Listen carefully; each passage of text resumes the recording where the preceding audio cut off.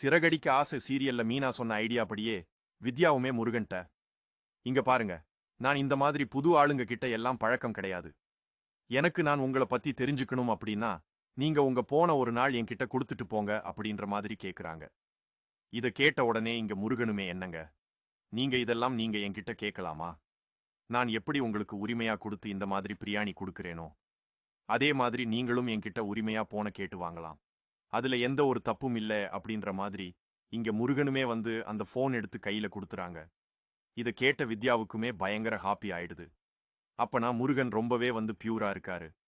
அவருக்கு தன்னோட போனை என்ன நம்பி கொடுக்கறாரு அப்படின்ற மாதிரி அவங்களும் ரொம்ப சந்தோஷப்பட்டுட்டு இருக்கிறாங்க.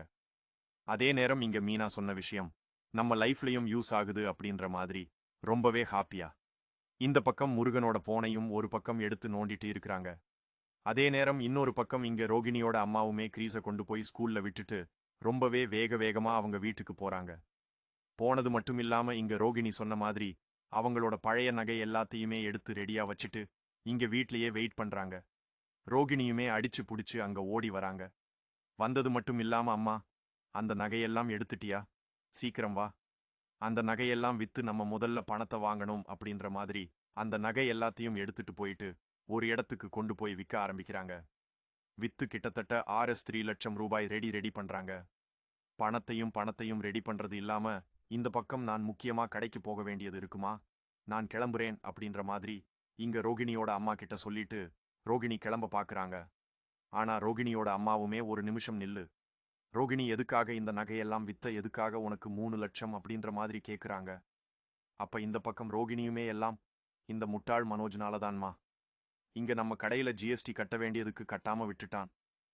இப்போ கடையில வந்து ஜிஎஸ்டி ஆளுங்க எல்லாம் வந்து நின்னுகிட்டு நான் சீல் வச்சிருவேன், இல்லைன்னா ஒழுங்கா பணத்தை கட்டுங்க அப்படின்ற மாதிரி டார்ச்சர் பண்றாங்க. வேற வழி இல்லாம தான் நம்மளோட நகையெல்லாம் வித்து இப்ப அந்த ஜிஎஸ்டி கட்ட போறேன். அதை மட்டும் கட்டிட்டானா இந்த பிரச்சனை ஒரு முடிவுக்கு வந்துரும் அப்படின்ற மாதிரி ரோகிணி சொல்றாங்க. ஆனா இத கேட்ட ரோகிணியோட அம்மாவுமே, என்னம்மா இது, மனோஜ் இப்படி பண்ணிக்கிட்டு இருக்கான், புத்திசாலியா இருப்பான்னு பார்த்தா இப்படி முட்டாளா இருக்கானே, பண விஷயத்துல இப்படி ஏமாந்துகிட்டே இருந்தா எவ்வளவு நாள் தான் நீ சமாளிப்ப? உன்கிட்ட இருக்க மொத்த நகையும் வித்து நீ பணமா எடுத்துட்ட, இதுக்கு மேல திடீர்னு பணம் யாராவது கேட்டா கூட உன்னால ரெடி பண்ண முடியாது. நீ எப்படிமா சமாளிப்ப அப்படின்ற மாதிரி ரோகிணியோட நிலைமையை நினைச்சு ரொம்பவே கவலைப்பட ஆரம்பிக்கிறாங்க. ஆனா ரோகிணியுமே, நீ கவலைப்படாதம்மா, இது எல்லாம் அந்த Rs 30 லட்சம் கிடைக்கிற வரைக்கும் தான்.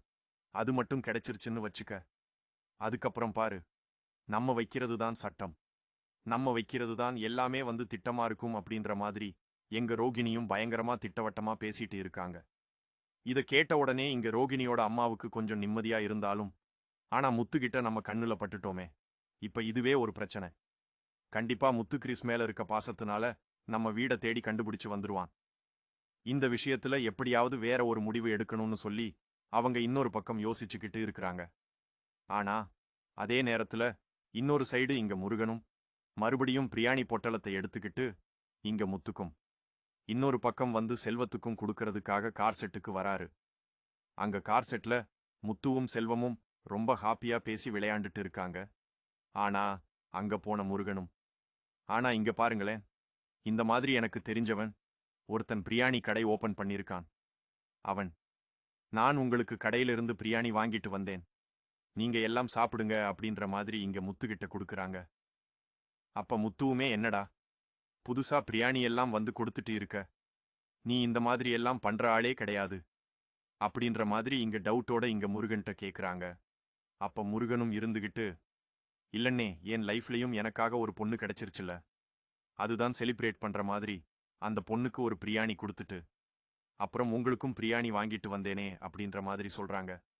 இத கேட்ட உடனே செல்வமே, பரவாயில்லடா, ஒரு வழியா போராடி உனக்கான ஒரு ஆளை புடிச்சிட்ட போல இருக்கே அப்படின்ற மாதிரி லைட்டா முருகனை டீஸ் பண்ண ஆரம்பிக்கிறாங்க. ஆனா முத்துமே ரொம்ப கட்டன் ரேட்டா, டேய் இப்பவா அந்த பொண்ணை கன்ஃபார்ம் பண்ணியா, அந்த பொண்ணு கல்யாணம் ஆயிருக்கா பாத்தியா அப்படின்ற மாதிரி கேக்குறாங்க. ஆனா இந்த பக்கம் முருகன் இருந்துகிட்டு, அண்ணே தரவா செக் பண்ணிட்டேன், எந்த ஒரு பிரச்சனையும் இல்லை, அந்த பொண்ணுக்கு கல்யாணம் எல்லாம் ஆகல, ஆனா அந்த பொண்ணுக்கு என் மேல விருப்பம் இருக்கு, இப்பதான் அந்த பொண்ணு என் போனை வாங்கிச்சு, ஒரு நாள் ஃபுல்லா உங்க போனை நான் வச்சிருக்கேன், அப்பதான் உங்களை பத்தி என்னால தெரிஞ்சுக்க முடியும்னு சொல்லிட்டு என் போன் வாங்கி இருக்கிறது. கண்டிப்பா என் போனை வச்சு அது தெரிஞ்சுக்கும் நான் நல்லவன், அது மேல ரொம்பவே இன்ட்ரெஸ்டா இருக்கேன் அப்படிங்கறத புரிஞ்சுக்கும். அதுக்கப்புறம் நாங்க ஆட்டோமேட்டிக்கா ஒன்னா சேர்ந்துருவேனே அப்படின்ற மாதிரி இங்க முருகனும் முத்துகிட்ட சொல்லிட்டு இருக்கிறாங்க.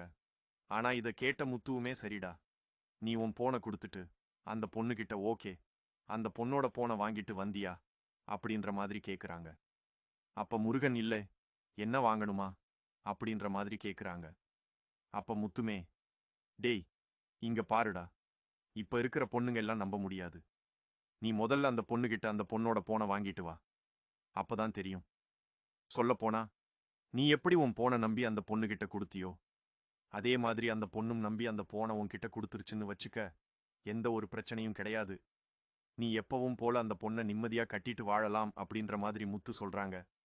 உடனே இதை கேட்ட உடனே, சரி அண்ணே, அப்ப நாளைக்கு என் போனை வாங்குறப்போ அந்த பொண்ணுகிட்ட கேட்டு நான் போனை வாங்கிடுறேன் அப்படின்ற மாதிரி இங்க முருகனுமே வந்து தயாரா இருக்காரு அந்த விஷயத்துக்கு.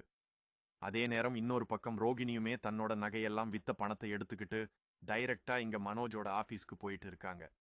அங்க போனது மட்டும் இல்லாம அங்க வந்து ஜிஎஸ்டி ஆளுங்க கிட்ட அந்த 3 லட்சம் ரூபாய் பணத்தை கொடுத்து அந்த பணத்துக்கான அந்த பில்லையும் ரிசிப்டையும் வாங்கிக்கிறாங்க. அதுக்கப்புறம் ஜிஎஸ்டி ஆளுங்களுமே, இங்க பாருங்க, இதுக்கு மேல ஒழுங்கா ஜிஎஸ்டி கட்ட பாருங்க. இந்த மாதிரி நீங்க அடுத்த டைம் உங்களுக்கு வார்னிங் எல்லாம் கொடுக்க முடியாது. அடுத்த டைம் வந்தோம்னா நாங்க டைரக்டா சீல் வச்சிட்டு போயிருவோம் அப்படின்ற மாதிரி இங்க ரோகிணியும் மனோஜியும் வந்து பயங்கரமா மிரட்டிட்டு போயிடுறாங்க.